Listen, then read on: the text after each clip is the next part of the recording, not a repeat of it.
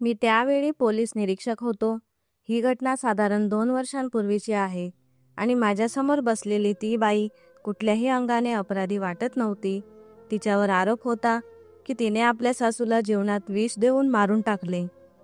मी तिची चौकशी सुरू करणार होतो. तोच माझा फोन वाजला. कॉल माझ्या वरिष्ठ अधिकाऱ्यांचा होता. त्यांनी कोणतीही भूमिका न घेता थेट सांगितले, ही बाई कोणत्याही परिस्थितीत अपराधी ठरली पाहिजे. मी तुला 10 लाख रुपये देईन. मी थक्क झालो.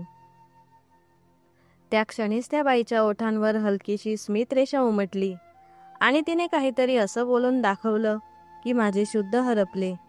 कारण मी माझ्या खोलीत शांत बसून हे सगळं पाहत होतो आणि काही वेळापूर्वीच माझ्यासोबत जे घडलं होतं ते मी विसरू शकत नव्हतो.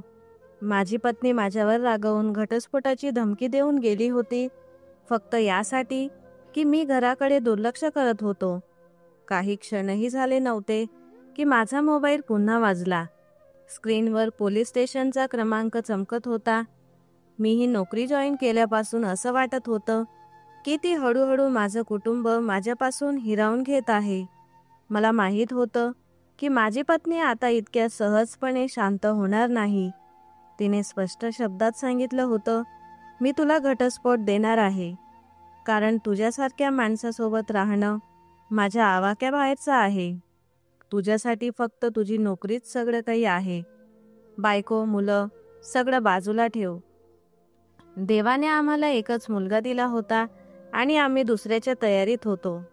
पण का कोण जाणे, माझ्या पत्नीचा स्वभाव अचानक बदलला. मी माझे सगळे विचार झटकून फोन उचलला. मी हॅलो एवढंच म्हणालो, तोच हवालदाराचा आवाज आला.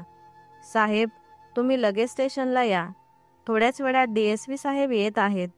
त्यांनी कडक सूचना दिल्या आहेत की तुम्ही स्टेशनलाच असले पाहिजे. हे ऐकून मी तात्काळ उठलो आणि थोड्या आश्चर्याने विचारलं, का?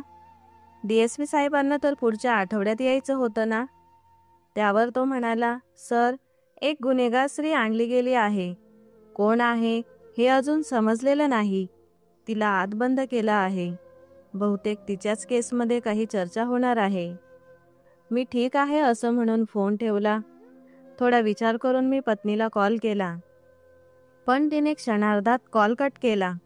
मला कधी वाटलंच नव्हतं की आयुष्य अचानक असा कठीण वळण घेईल. मी ताबडतोब ठाण्याकडे रवाना झालो. पत्नीला मनवणं कठीण होतं, पण सध्या तरी मी नोकरी धोक्यात घालू शकत नव्हतो. नोकरी गेली असती तर घर चालवायचं कसं? ही गोष्ट पत्नीला कधीच कळली नाही. थोडं अंतर पार केल्यानंतर मी ठाण्यात पोहोचलो. दरवाजावर उभ्या हवालदाराने सलाम ठोकला आणि म्हणाला, साहेब, DSP साहेब तुमच्या ऑफिसमध्ये बसले आहेत. तुमची वाट पाहत आहेत. मी डोळे मिटून एक दीर्घ श्वास घेतला. मला माहीत होतं आता काहीही कारण नसताना त्यांची झाप ऐकावी लागेल आणि मी इतका त्रस्त झालो होतो की कोणाशी बोलण्याचंही मन नव्हतं. मी फक्त मान हलवली आणि शांतपणे माझ्या खोलीकडे निघालो. आत निघाल्यावर ते रागाच्या सुरात बोलले, हो सर, तुमच्यासाठीच तर आम्ही बसलो आहोत. वेळ मिळाल्यास थोड्या गप्पा करूया. मी तत्काळ सलामी दिली. सर माफ करा, एक वैयक्तिक कामात अडकलो होतो. तुम्ही बसा, आता आपण चर्चा करूया. आधी काही घ्याल का?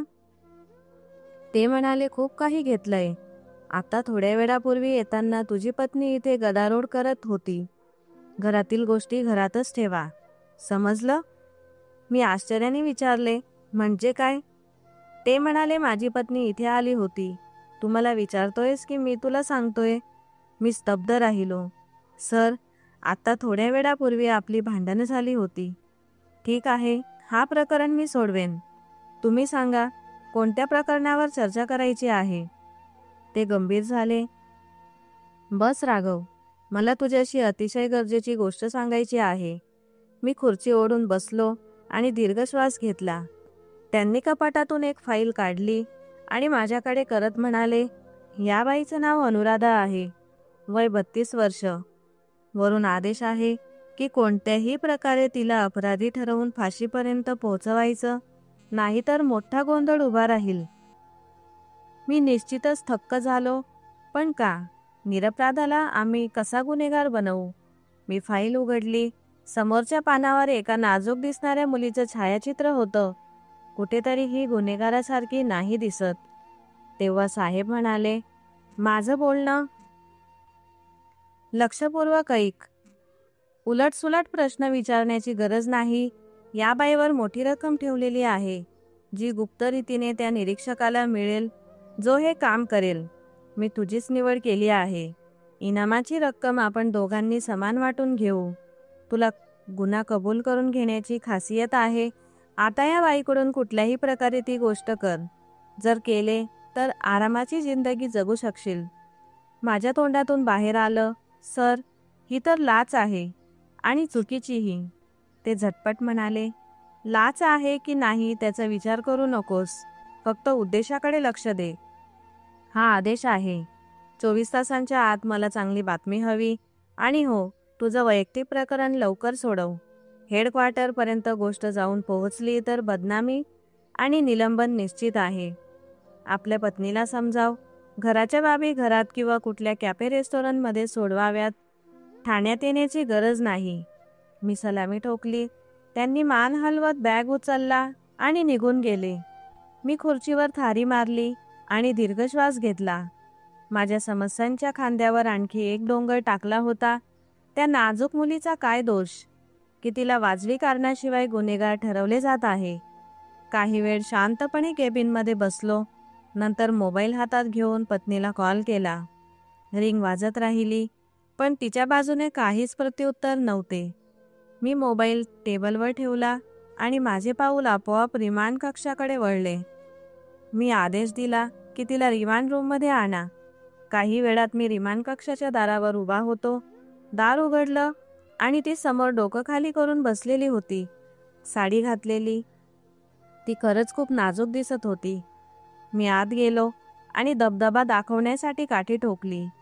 माझा हेतू होता ती आधीच घाबरून जावी, पण तसे झाले नाही. ती शांत नजरेने माझ्याकडे बघत होती. हात छातीकडे झाकलेले गंभीरपणे माझ्याकडे पाहू लागली. मी म्हटले, सरळ बस. माझ्यासमोर फेटाळण्याची गरज नाही. 2 मिनिटात तुझी अक्कल ठिकाणी आणून देईल. ती अतिशय साध्या स्वरात म्हणाली, माझी अक्कल आधीपासूनच बरी आहे. तुम्ही मला इथे का बोलावलं? फक्त इतके सांगा. मी चिडून म्हणालो, खून करतेस आणि त्यावर नाटक पण करतेस. तुला लाज वाटत नाही?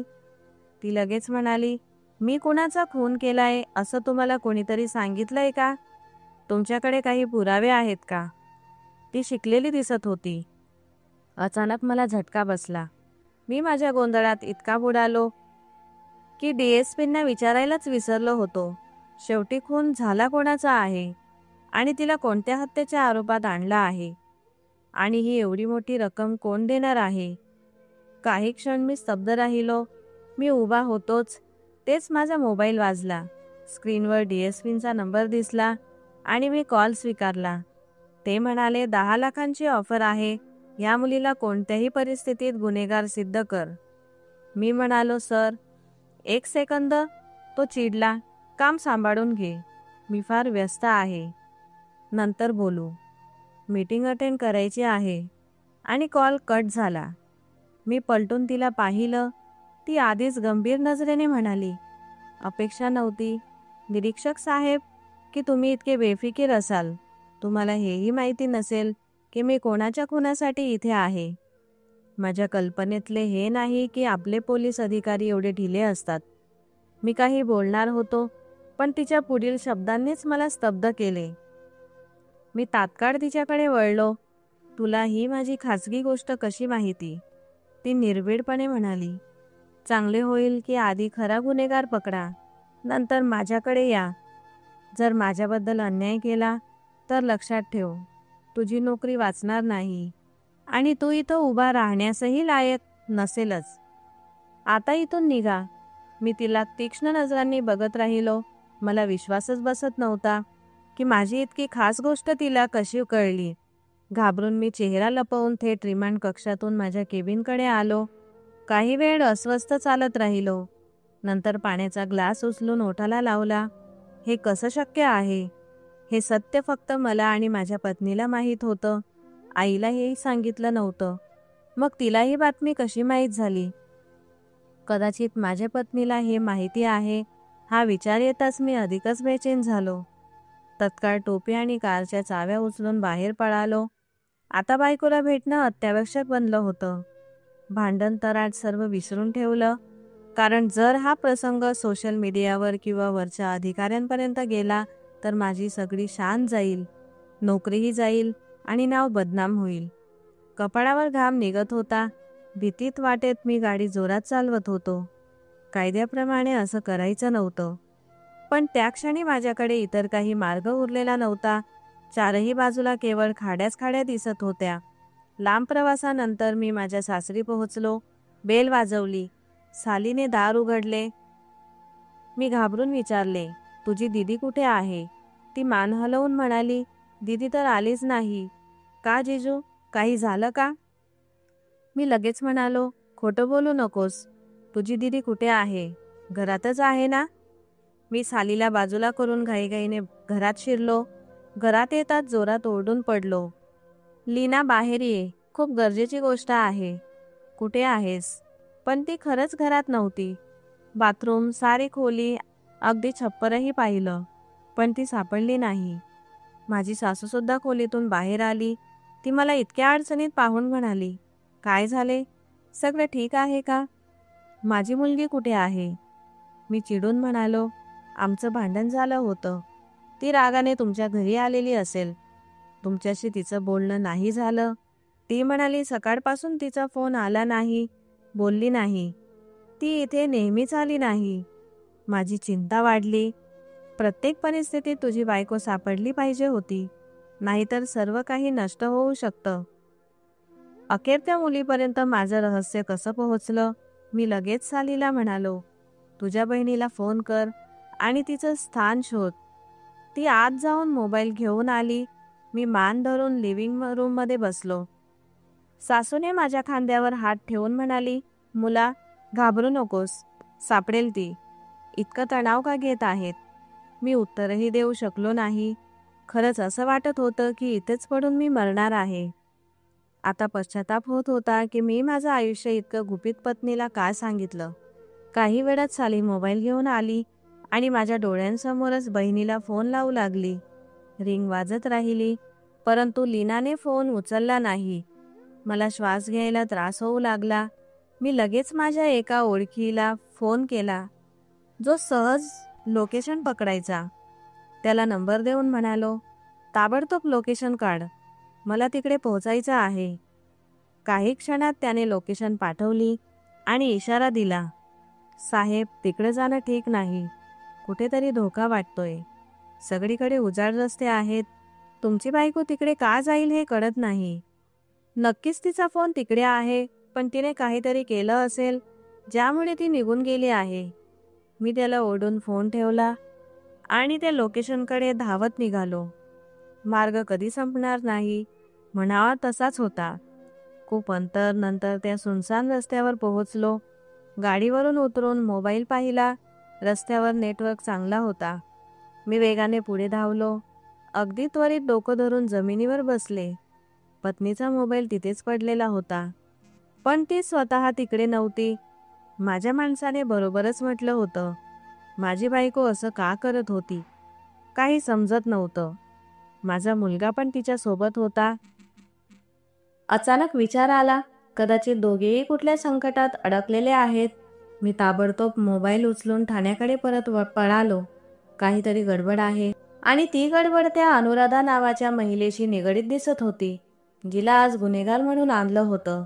मी ताबडतोब केबिनमध्ये येऊन तिची फाईल उघडली, कारण त्यातूनच कळणार होते की तिने कोणाचा खून केला आहे. नाव वाचताच मी खुर्चीवर बसलो. ती तर कमिशनरच्या मुलाच्या खुनाच्या आरोपात आणली गेली होती. काही क्षणांसाठी माझा श्वास थांबला. म्हणजे केस इतका सोपा नाही जितका दिसत होता. मी काही वेळ शांत बसलो. आता माझी चिंता बायकोबद्दल आणखी खोलवर झाली. तेच क्षण होते की DSPचा फोन आला. मी कॉल उचलला. त्याने विचारले, हो, तुम्ही विचारत होतात ना की खून कोणाचा झाला आहे? खरे तर कमिशनरच्या मुलाचा खून झालाय, पण ते सध्या गुप्त ठेवण्यात आलंय. समजलंय की खून कोणीतरी दुसऱ्याने केला असूनही कमिशनर इच्छितो की हा आरोप या मुलीवर लादला जावा.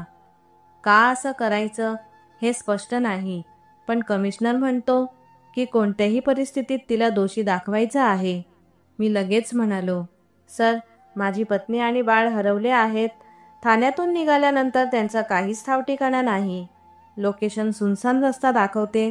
तिकडे मला पत्नीचा मोबाईल सापडला. सर, मला खूप चटका लागतोय. असं वाटतंय हा केस माझ्या बायकोशीही जोडलेला आहे. सकाळी झालेलं भांडण आणि मग अनुराधाचं येणं, काही ना काही कनेक्शन नक्कीच आहे. DSP रागवले. उलटसुलट बोलू नकोस. तुझी बायको भांडण करून गेली आहे. नक्कीच एखाद्या मित्राकडे किंवा आईकडे गेली असेल. मी म्हणालो, सर, मी सासऱ्यांजवळ आलोय, तिकडेही नाही. कृपया.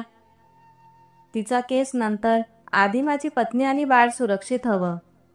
जर त्यांना काही झालं तर मी कुठलाच होऊन राहणार नाही.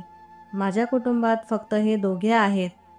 ते म्हणाले, आम्हाला समजतं, पण स्वतःला विचारा, जर आपण कमिशनरचा केस हाताळला नाही तर आमचीच दुर्दशा होईल. तुम्ही सध्या अनुराधावर लक्ष द्या. आम्ही आतून तुमच्या बायकोचा शोध लावतो. एवढं सांगून त्यांनी फोन कापला. साऱ्या आत्म्याला सुटल्यासारखं. मी स्तब्ध बसलो. हे चालणार नाही. मी माझी पत्नी दुर्लक्षित करू शकत नाही. ती माझी जिवलग आहे, माझ्या बाळाची आई. अंतर्मनात जाणीव होती की ती आणि बाळ धोका झेलत आहेत. मी तुरुंगाकडे वाट वळवली, कारण आता खरं सत्य अनुराधाच उघड करू शकते. जर तिला माझं इतकं खास रहस्य माहिती असेल की माझी पत्नी आणि बाळ कुठे आहेत. ती सामान्य स्त्री नव्हती. कमिशनर तिला का दोषी दाखवू इच्छित होता आणि ती इतकी शांत का होती? यात काहीतरी वेगळं नक्कीच होतं. मी आतमध्ये शिरलो. ती मला पाहताच उभी राहिली. मी म्हणालो, अनुराधा, जर तू हवीस की मी तुला बाहेर सुरक्षित काढू आणि तुला गुन्हेगार समजले जाऊ नये, तर मला माझी पत्नी आणि बाळ कुठे आहेत ते सांग. ही माझी खरी गोष्ट माझ्या पत्नीला माहीत होती आणि तिनेच तुझ्यापर्यंत पोचवली आहे. तिने मान हलवली आणि म्हणाली, हो, तुझी गोष्ट बरोबर आहे. तुझं रहस्य मला तुझ्या पत्नीनेच सांगितलं, पण देव शपथ, मला हे माहीत नाही की ती सध्या कुठे आहे. मी रागाने तिचा हात पकडून भिंतीकडे लोटून ठेवलं. खोटं बोलू नकोस. नसल्यास तुझा ठावठिकाणा नसेल असे माझे शब्द होते. तुझ्या शांत वर्तनावरून स्पष्ट आहे तुला सगळं माहिती आहे. खरं सांग, पुढे माझी पत्नी आणि बाळ कुठे आहेत? ती मंद हसली आणि म्हणाली, खरं जाणायचं असेल आणि त्यांना सुरक्षित हवं असेल तर DSPला सांगा. मला गुन्हेगार समजू नका, तर खरा शोध करा, पुरावे गोळा करा आणि कमिशनरला कायदेशीर शिक्षा करा, कारण त्याच्या मुलाचा खून केला तो मी नाही. मी म्हणालो, जर मी तसे केले तर DSP हा केस एखाद्या इतर अधिकाऱ्याला देईल आणि मी फसणार. चांगले होईल तू माझी पत्नी बाळ सोडून दे.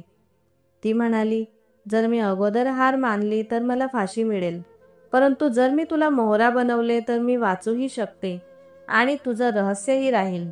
मी जाणून बुजून तुझ्यावर ठरवलं कारण तुला भीती आहे. निर्दोषाला अपराधी ठरवण्यात तुला भीती वाटते आणि सत्यनिष्ठपणे कर्तव्य पार पाडण्याचा प्रयत्न तू करतोस. मी कमिशनरला आव्हान दिलंय. मी लवकरात लवकर सुटून त्याला कोंडीत टाकेन. म्हणून माझ्याशी सहकार्य कर, नाहीतर तुझं आयुष्य उद्ध्वस्त होईल. मी तुझी पत्नी आणि बाळ गायब करू शकते, हे लक्षात ठेव. मी तुझा वैयक्तिक प्रसंग सोशल मीडियावर उघड करू शकते. मग तूही वाचणार नाहीस, तुझी वर्दीही नाही आणि तुझं घरही नाही. मी थक्क झालो. तिला घोटाळून टाकायची इच्छा झाली, पण मी काळजीत होतो. माझे लक्ष पत्नी आणि बाळ त्यांच्याकडे होते आणि मी काही करू शकत नव्हतो. मी मोठ्या अडचणीत अडकले होते. वेळ सुसाट सरकत होता. मी पोलीस स्टेशनमधील सगळ्या शिपायांना शोधत लावले, परंतु कोणालाच काही सूत्र सापडले नाही. माझे सासरचेही व्याकुळ झाले. माझी सासू जोरात रडू लागली. तिची मुलगी आणि नातू यांचा प्रश्न होता. मोठ्या कठीण परिस्थितीत मी त्यांना सांभाळले. परिस्थिती इतकी बिकट झाली की या प्रकरणावरून हात उचलण्याचाही विचार मनात आला. मी DSPला फोन करून संपूर्ण परिस्थिती सांगितली आणि म्हटले, आता हा केस मी हाताळू शकत नाही, कारण जे मी करीन ते या मुलीला निर्दोष सिद्ध करणे असणार आणि मी तिच्याविरुद्ध उभा राहणार नाही, तरच माझी पत्नी आणि बाळ सुरक्षित राहतील.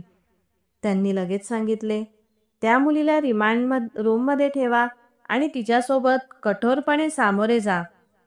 तीच तुला तुझी पत्नी बाळ कुठे आहेत हे सांगेल आणि कदाचित कबुलीपत्रावरही सही करेल. पण मी हादरून पडलो होतो. रात्र दीर्घ होत चालली होती. हातपाय थंड पडत चालले होते. ती एक स्त्री होती. अंधारात काय आयुष्य जाईल हे समजत नव्हतं. अखेर थकल्यामुळे मी परत तिच्या समोर पोहोचलो आणि हात जोडून म्हणालो, मी एक पोलीस अधिकारी म्हणून तुला विनंती करतो. माझी पत्नी आणि बाळ कुठे आहेत ते सांगा. देवासाठी असं काही करू नकोस की मी आयुष्यभर स्वतःकडे पाहू शकणार नाही. आज माझ्या पत्नीने आधीच या नोकरीवर तक्रार दाखवली आहे. जर तिला काही झाले तर ती कधीच माझ्यासोबत राहणार नाही. मी मरून जाईन. मी तिला खूप प्रेम करतो आणि माझं बाळ तिच्याकडे आहे. अनुराधा म्हणाली, तू बेफिकीर राहा. तुझी पत्नी आणि मुलगा दोघेही सुरक्षित आहेत. जोपर्यंत मी आहे त्यांना कोणी हात लावू शकत नाही. पण एक अट आहे, तुला मला निर्दोष सिद्ध करावं लागेल. तसं केलंस तर मी तुझ्या सर्व अडचणी सोप्या करून देईन. मी तुला आता काही अधिक माहिती देईन ज्यामुळे तुझ्यासाठी सोपं होईल. ती जमिनीवर बसली आणि मला बसावं लागलं. ती माझ्याकडे बघून म्हणाली, मी तुला एक छोटी गोष्ट सांगते. नंतर तू माझ्यावर विश्वास करशील आणि तसेच पुरावे गोळा करून DSP समोर ठेवशील. त्यांना देखील हा केस विरोधात उभं करण्यास तू प्रेरित करशील. तर माझा वकील बाकीचं सांभाळेल. मी मान हलवली. ती म्हणाली, मी कमिशनर प्रदीपची दुसरी पत्नी आहे. आमचं लग्न दोघांच्या संमतीने झालं होतं. मला माहिती आहे त्याची पहिली बायको जिवंत आहे आणि त्याची मुलंही आहेत. पण त्याच्या व्यक्तिमत्वाने प्रभावित होऊन मीही लग्न केले. मला कळलंच नव्हतं की तो स्वतःच्या मुलाला मारण्याचा खेळ खेळत आहे. भावनेच्या भरात त्याने आपली संपूर्ण संपत्ती पूर्णपणे मुलाच्या नावावर केली होती. म्हणून त्याला कोणत्याही प्रकारे आपला मुलगा नष्ट करायचा होता.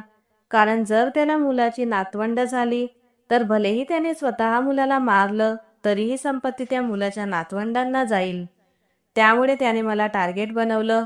मी तर सावत्र आई आहे आणि तरुण असूनही माझ्यावर आरोप लावणं सोपं होतं. तो मुलगा खूप चांगला होता. आमचं नातं चांगलं होतं. तो कधीही माझ्याशी वाईट वागत नव्हता. लोक म्हणाले की मी त्याची आईचे हक्क चोरले, तरीसुद्धा तो नेहमी सन्मानाने वागत असे. तो म्हणायचा, तुमचा दोष नाही, हे माझ्या वडिलांची चूक आहे. जर ते उदार असते तर पत्नी असून त्यांनी लग्नच केलं नसतं. तू त्यांची पत्नी आहेस. आम्ही सन्माननीय आहोत. आमचं नातं बघून त्याने आमच्यावर अनेक आरोप लादले आणि त्यानंतर आपल्या मुलाचा खून करून घेतला. आता तो स्वतः वाचण्यासाठी मला आरोपी ठरवून वाचण्याचा प्रयत्न करत आहे. मी अविश्वासाने ऐकत होतो. हे खरंच सत्य होतं. कमिशनरने भावनेच्या भरात आपली संपत्ती मुलाच्या नावावर केली होती आणि हे सगळे जाणूनही कोणी अपेक्षित इतका भयानक खेळ खेळेल असं वाटलं नव्हतं. कोणता बाप आपल्या संपत्तीच्या लोभात आपल्या मुलाला मारू शकेल? मी विसरून विचारलं, तुला हे सर्व कळालं आणि माझी पत्नी बाळ तू कसे गायब केलेस? म्हणजे तू खरोखर कोण आहेस? ती काही क्षण शांत राहिली आणि नंतर म्हणाली, माझ्या पतीची मला ही कल्पना नव्हती, पण माझे वडील हे एक नेता आहे आणि त्यांची एक गँग आहे. माझा भाऊ त्यांचा उजवा हात आहे आणि मामा त्या सर्व एजन्सींना हाताळणारा आहे. जसं मला या खेळाची शक्यता लक्षात आली, मी माझ्या घरच्यांना सूचित केलं. कमिशनरने हे सगळं केल्यानंतर मला एक संधी दिली. मी स्वतःला आवडलेला कोणताही निरीक्षक निवडू शकते जो माझा केस सांभाळेल. मी आधीपासून सर्व माहिती गोळा केली होती. वेळेत मी तुझ्या पत्नीशी मित्रत्व केलं. तिने तुझ्याबद्दलचं खरं उघड केलं आणि मग तिला तुझ्या विरुद्ध फसवलं. सकाळी जशी ती बाहेर निघाली, माझ्या काकांनी तिला ताब्यात घेऊन सुरक्षित ठेवले. ती माझ्या घरी आहे आणि सुरक्षित आहे. सध्या ती आपल्या मुलासोबत विश्रांती घेऊन आहे आणि हे सगळे आता तुझ्या हातात आहे. तुझी पत्नी व बाळ माझ्या घरी आरामात राहतील, कारण त्यांना मारून एखाद्या ठिकाणी फेकले तर मग कोणी वाचवूही शकणार नाही. मी तुला पूर्ण सत्य सांगितलं आहे. आता तुझं कर्तव्य निभव. मला निर्दोष दाखव, नाहीतर परस्पर एक इशाऱ्यातच तुझं संपूर्ण कुटुंब नष्ट होईल. एक वचन दे मला. ही गोष्ट तू कधीच कोणालाही सांगणार नाही. मी हात जोडून माफी मागतो. स्वतःवर खूप लज्जित आहे. जेव्हा मी फोर्समध्ये होतो तेव्हा शपथ घेतली होती की मी जे काही केलं आहे ते एखाद्याबरोबर होऊ देणार नाही. ती माझ्या खांद्यावर हात ठेवून म्हणाली, बेफिकीर हो. तुझं गुपित तोपर्यंत सुरक्षित राहील जोपर्यंत तू खऱ्या मनाने मला मदत करशील. एका क्षणी तुझी नजर वळली आणि तुझं रहस्य जगासमोर येईल. जेव्हा तुझी पत्नी मला ती खरी गोष्ट सांगत होती तेव्हाचा मी तिचा व्हिडिओ रेकॉर्ड करून ठेवला आहे. तो इंटरनेटवर पसरवला जाईल. मी सखोल श्वास घेतला. तिनं मला चारही बाजूंनी वेढून घेतलं होतं. मी बाहेर आलो, पण आता काय करावे हे समजत नव्हतं. जर मी कमिशनर विरुद्ध गेलो तर वर्दी जाईल, पण त्याला शिक्षा मिळेल. न जाता राहिलो तर पत्नी बाळ धोक्यात आणि माझं सत्य उघड होईल. म्हणजे कोणत्याही परिस्थितीत नोकरी नावाखंडावर ठेवावी लागणार होती. मी कारवाई सुरू केली. सर्वात आधी कमिशनरच्या घरात जाऊन सर्व फुटेज काढून आणली. कमिशनर प्रदीप प्रचंड रागात होता. तो थांबवण्याचा इशारा देत होता, पण माझी पूर्ण टीम सोबत होती आणि एक मीडिया प्रतिनिधीही होता, ज्यामुळे सगळं रेकॉर्ड होतं. त्यामुळे त्याला अडथळा आणता आला नाही.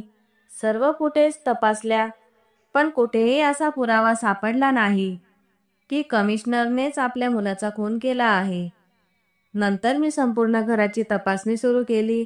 सर्व शस्त्रे पाहिली. पोस्टमॉर्टम अहवाल आलाय. स्पष्ट आहे मुलाचा खून झाला. घरातील प्रत्येक मोठी लहान सुरी फिंगरप्रिंटसाठी पाठवल्या, पण काम खूप स्वच्छपणे केलं गेलं होतं. असं म्हणतात, जर तुम्ही खऱ्या मनाने कामाला लागले तर काही ना काही धागा नक्कीच सापडतो. जेव्हा मी त्या मुलाच्या खोलीत पोहोचलो त्यावेळी मला एक वेगळासा भाव आला. पोलीस कर्मचाऱ्यांसोबत संपूर्ण खोली तपासली. प्रत्येक कपाट, प्रत्येक कोपरा शोधला. काहीच सापडले नाही. मी निराश होऊन बाहेर पडलोच असतो तेव्हा माझं लक्ष कपाटाच्या वरच्या भागावर गेलं. स्टूल आणला आणि वरचा डब्बा खाली घेतला. उघडले तर अनेक इलेक्ट्रॉनिक डिव्हाइस आणि एक छोटी चिप मेमरी कार्ड सारखी. मी लगेच ते संगणकावर चालवायला सांगितलं. कार्ड लावताच खोलीत त्या मुलाचा आवाज उठला. व्हिडिओमध्ये तो कॅमेऱ्यापुढे बेचैन बसून तेच सांगत होता जे अनुराधाने मला सांगितलं होतं.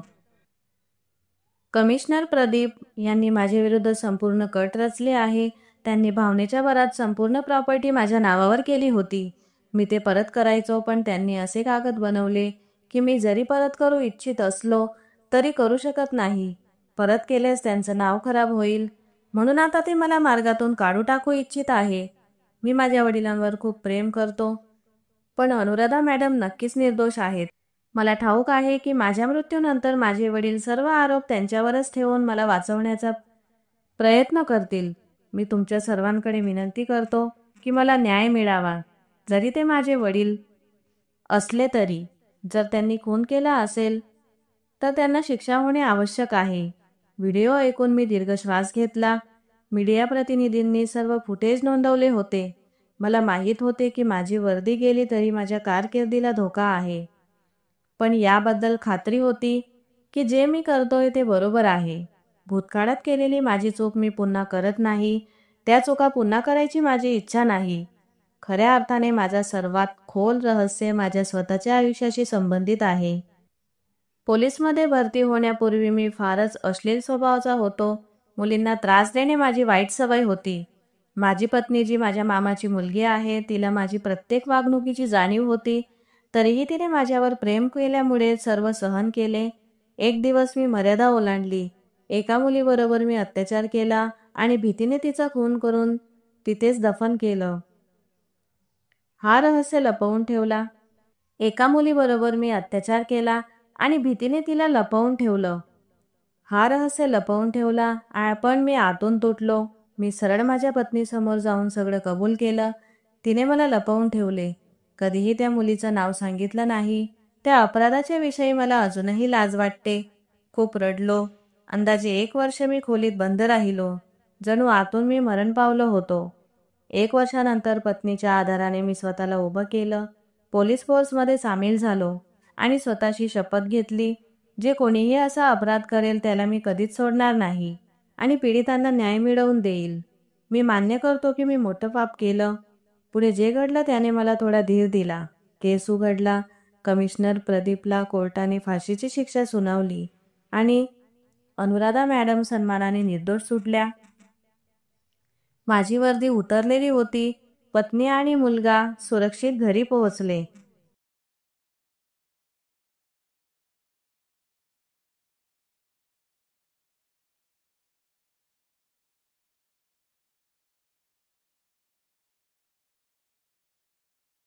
माझ्याकडे आता काहीच उरले नाही. पण अनुराधानं मला नवीन नोकरी मिळवून दिली.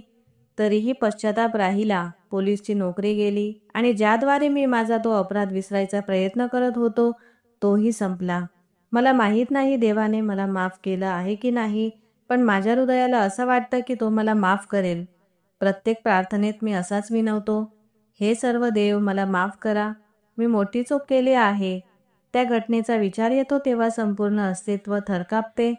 परंतु आता मी काहीसा निश्चित आहे.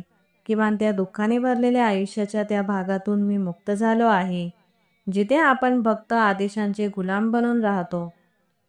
माझ्या सर्व भावंडांना माझा संदेश: व्यभिचार आणि बलात्कार हे मोठं पाप आहे, जे माणसाच्या जीवनाचा आणि लोकांचा नाश करतात.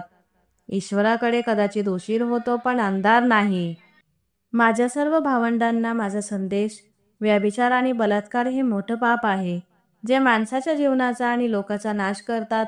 ईश्वराकडे कदाचित उशीर होतो, पण अंधार नाही. तो पाप करून बसलेल्या व्यक्तीला निश्चितच शिक्षा देतो. नेहमी कुकर्मांपासून दूर राहा, पवित्रता स्वीकारा आणि सत्याचा साथ द्या. सत्याचा मार्गच माणसाला सन्मान, शांतता आणि ईश्वरी कृपा देतो. तर मित्रांनो, आशा आहे की ही कथा तुमच्या हृदयाला स्पर्श करून गेली असेल. तर मित्रांनो, या कथेबद्दल तुमचं काय मत आहे कमेंट बॉक्समध्ये नक्की लिहा. आणि जर तुम्हाला आमची कथा आवडली असेल तर कृपया लाईक करा आणि अजूनही आमच्या चॅनलला सबस्क्राईब केलं नसेल तर नक्कीच करा. तर भेटूया अशाच आणखी एका प्रेरणादायी कथेसोबत. धन्यवाद.